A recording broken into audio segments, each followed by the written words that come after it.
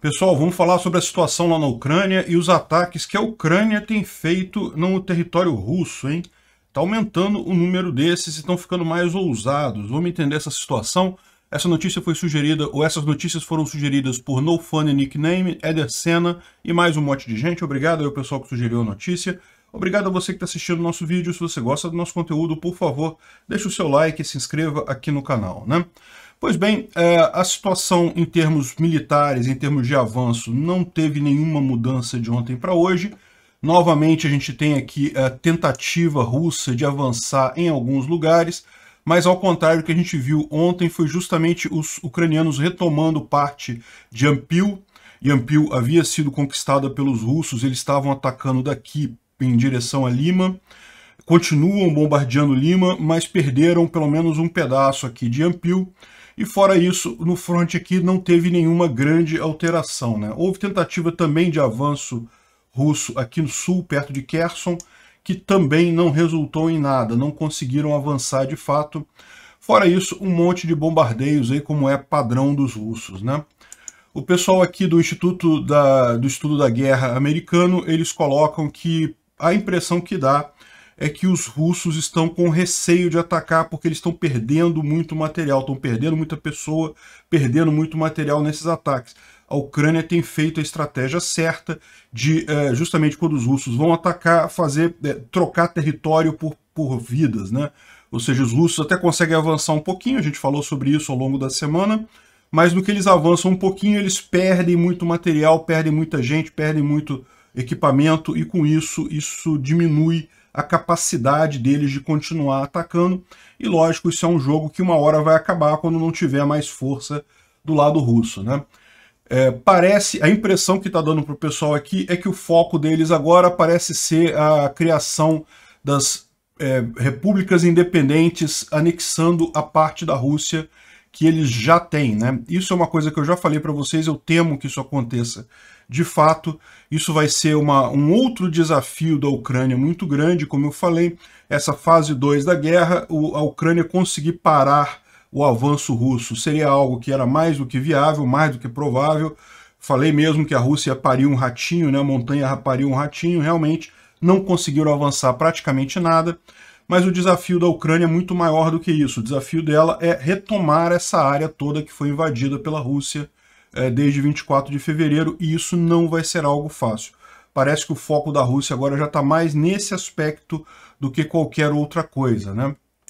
Isso também é o que diz o próprio aviso do upgrade operacional do governo da Ucrânia, que o que dá a entender aqui é que realmente eles estão notando uma falta de iniciativa por parte da Rússia, ou seja, a Rússia está parando de atacar, não está conseguindo mais manter o ataque tanto quanto antes. Como a gente viu, teve alguns ataques, não estou dizendo que não teve ataque, mas não é mais aquele ímpeto que estava quando iniciaram, não, vamos começar a fase 2, aí começaram bombardeando, tentando atacar num monte de lugar, não tem mais esse ímpeto todo. Enfim, uma boa possibilidade disso também ter causado esse recuo russo foi todo o incidente em cima do Gerasimov que aconteceu anteontem, né? Eu falei um pouco sobre isso no vídeo de ontem, mas quando eu fiz o vídeo de ontem, eu gravei cedinho, não tínhamos ainda algumas informações que saíram ao longo do dia. E o que parece que agora está mais ou menos confirmado é que, de fato, o Gerasimov estava naquele quartel-general das tropas russas lá próximo a Izium, que foi bombardeado pela Ucrânia, e ele era o alvo da Ucrânia. A Ucrânia queria matar o Gerasimov, né? Mas infelizmente não deu certo.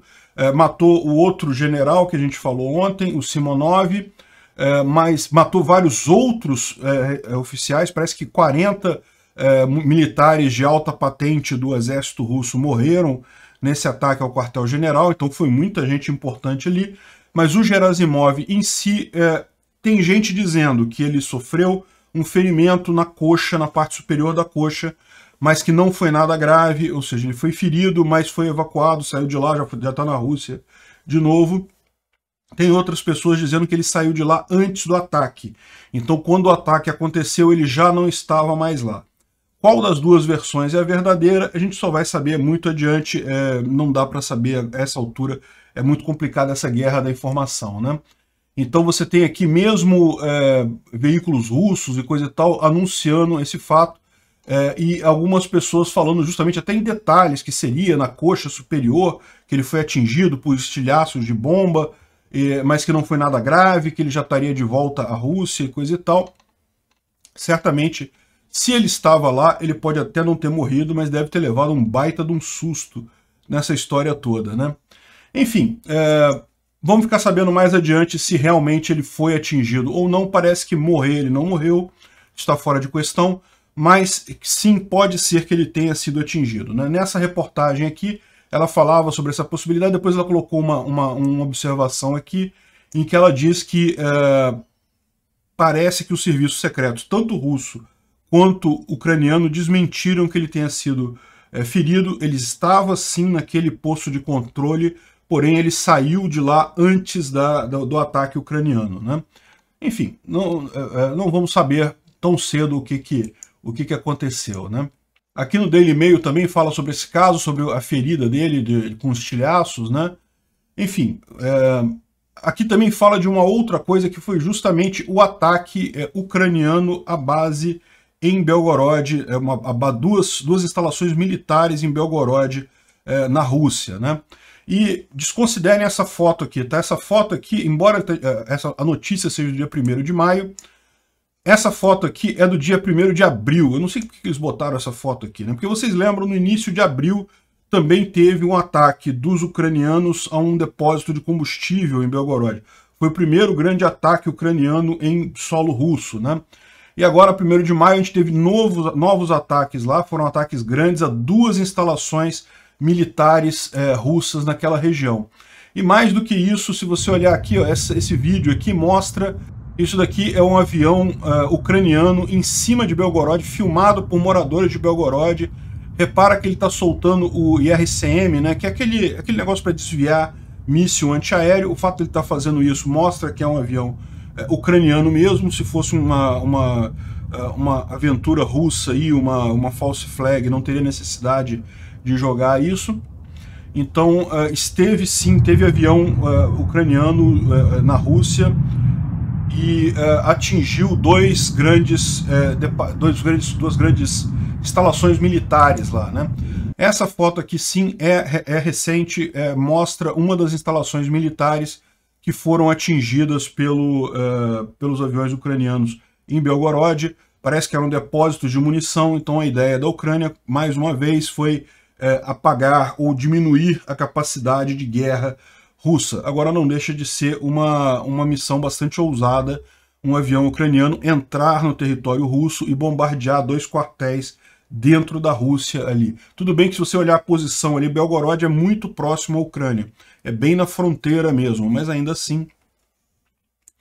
E não foi a única coisa, houve também em Kursk, que é uma outra cidade russa, mais ou menos próximo, mas certamente no caminho que é usado pela Rússia para abastecer a frente de batalha com suprimentos e pessoal. Em Kursk, essa ferrovia, a ponte da ferrovia foi destruída por sabotagem, né?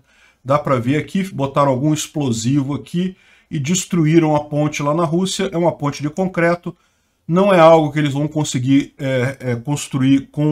reconstruir com velocidade. Então, isso deve atrapalhar também um pouco mais a questão da logística russa. Realmente estão ganhando corpo essas ações ucranianas dentro do território russo. A gente já falou sobre várias delas aqui. Há algum tempo atrás a gente ficava na dúvida se isso daí era false flag russa, se isso daí era sabotagem ucraniana, se eram ataques ucranianos e coisa e tal, ou poderia ser sabotagem de russos descontentes com essa guerra. Mas a essa altura do campeonato, com a consistência desses ataques, com o fato de eles estarem sendo feitos de forma sistemática em pontos sensíveis da logística russa, tudo indica que são sim ataques ucranianos à Rússia, né? É lógico, a gente viu ontem também outros incêndios, parece que teve um incêndio em Moscou, teve incêndio também lá no extremo leste da Rússia. Esses casos são diferentes, mais provavelmente foi alguma coisa de acidente mesmo, acontece. Mas esses próximos aqui, a Belgorod, Kursk, Briansk, coisa e tal, já está mais do que na cara que não tem nada a ver, que são mesmo ataques ucranianos à Rússia, né?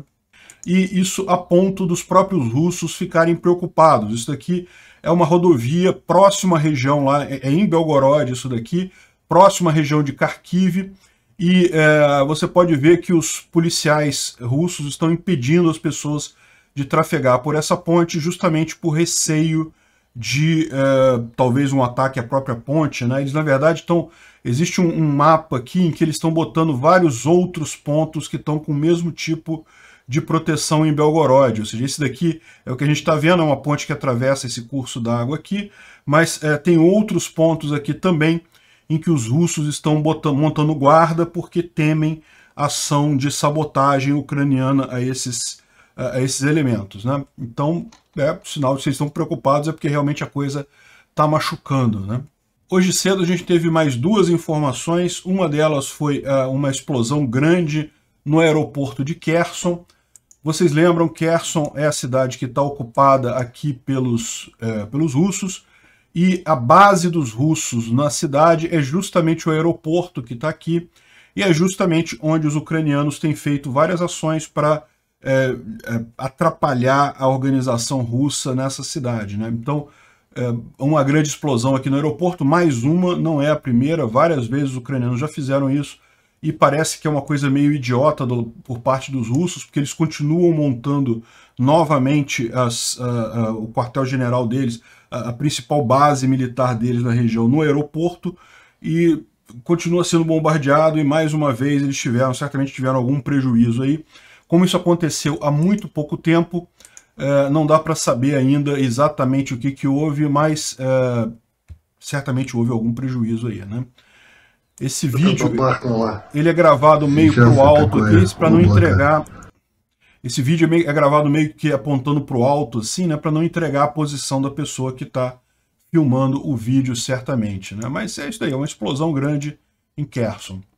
E outra coisa curiosa que foi feita ontem, mais 2 navios russos foram derrubados por drones ucranianos, né? São navios pequenos esses aqui, tá? Navios do tipo guarda-costeira e coisa e tal, não são navios grandes, navios de assalto, e eles estavam indo para Snake Island, que é aquela ilha em que a Ucrânia tinha uma região, tinha alguns guardas ali. Vocês lembram do caso? E aí os guardas mandaram o navio militar russo ir se ferrar e coisa e tal. No final das contas, essa ilha ela foi ocupada pelos russos, mas os ucranianos bombardearam a ilha e, segundo dizem os ucranianos, mataram todos os russos que estavam lá. Os ucranianos não retomaram a ilha, tá? Eles não colocaram o pessoal lá de novo, mas tiraram os russos que estavam lá. E aparentemente esses 2 navios estavam indo para, digamos, reconquistar novamente a ilha para os russos e foram atacados por drones ucranianos também, né? Isso é o que eles estão dizendo aqui. Isso aqui parece que aconteceu alguns dias atrás, no dia 27, porém foi avisado agora que foi liberada as fotos e a imagem, inclusive, do ataque aqui dos drones, né? São navios pequenos, tá? Não são navios grandes, mas ainda assim, mais 2 navios na conta aí do seu Putin, né? Bom, e aqui é o grande problema que o pessoal tem visto em termos da situação toda na guerra. Como eu falei aqui no início do vídeo, a grande questão agora é que a Rússia já está meio que vendo que não vai conseguir avançar nada, mas se ela conseguir manter o que ela conquistou aqui, o sul aqui da Ucrânia, esse corredor entre Donbás e a Crimeia, enfim, isso já seria uma grande vantagem para ela. Evidentemente, são áreas enormes da Ucrânia, e pior do que isso, ela ter essa base, ela permite agora ela reformular os planos e coisa e tal, e fazer um ataque em mais 10 anos. Daqui a 10 anos ela faz outro ataque. É uma coisa que realmente é preocupante do ponto de vista da Ucrânia, deixar a Rússia com essa área aqui tomada, né? Então, eles estão fazendo todo o esforço para refazer isso, já estão botando bandeira soviética aqui. Olha que coisa, né? Para você ver como é que a questão toda é imperialismo mesmo. Isso aqui é uma guerra de conquista. A Rússia quer conquistar território, anexar território, uma coisa absurda em pleno século XXI, né?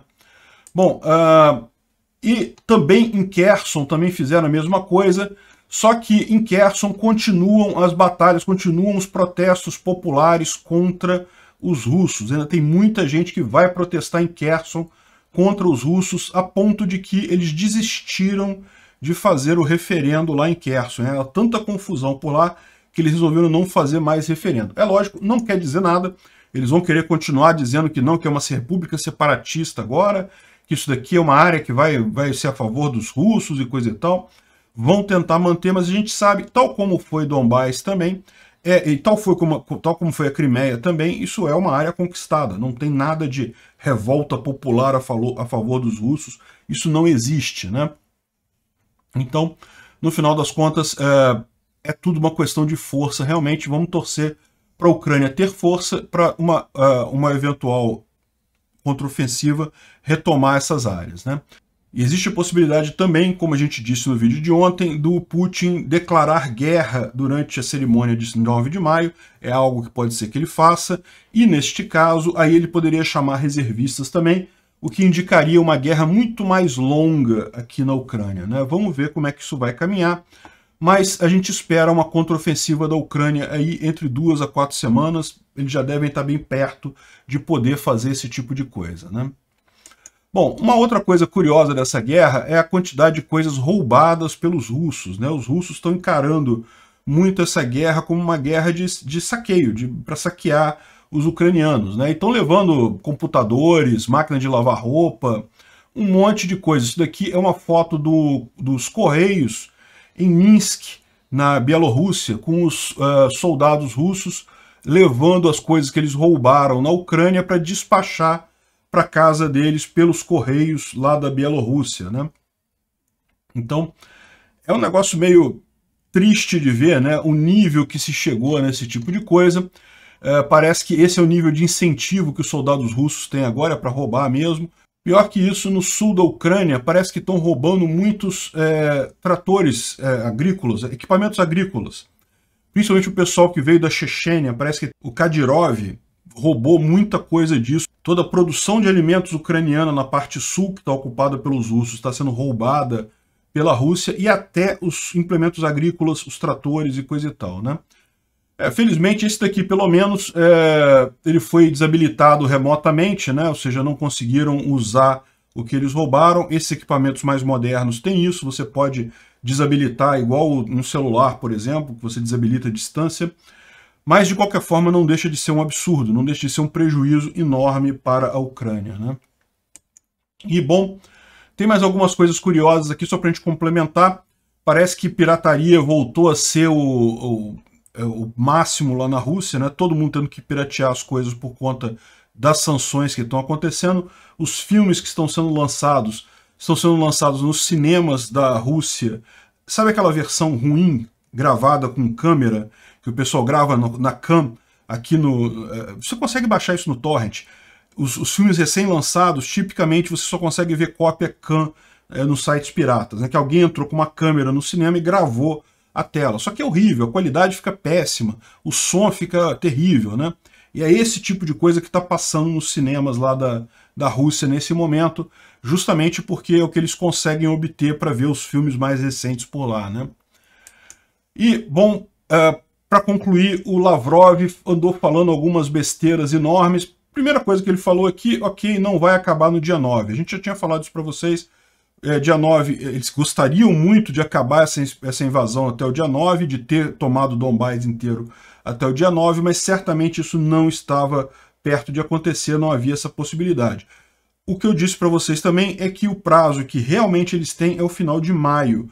Por que o final de maio? Porque no verão as sanções devem estar já com um efeito muito grande sobre a economia russa e muito provavelmente eles não vão ter como continuar essa guerra. Então, até o final de maio é possível que eles façam alguma coisa, não vai ser 9 de maio necessariamente o final dessa guerra. Mas, como eu disse, se fizerem a convocação, isso pode ser realmente um esforço muito maior de guerra que eles estão fazendo aí. Vamos ver o que vai vir depois desse 9 de maio, né? Mas não foi só isso de besteira que o Lavrov falou, não. Ele deu algumas declarações para uma televisão italiana que são realmente absurdas, né? O Zelensky está dizendo um argumento que tipo de nazismo tem na Ucrânia se ele é um judeu. E aí o Lavrov diz, mas Hitler também tinha sangue judeu. E isso é uma história absolutamente absurda. O próprio governo de Israel negou isso, falou que é um absurdo essa ideia, e que, lógico, isso não quer dizer nada. E aqui, ainda o Lavrov ainda falou aqui, ó, os mais ardentes antissemitas são normalmente os judeus.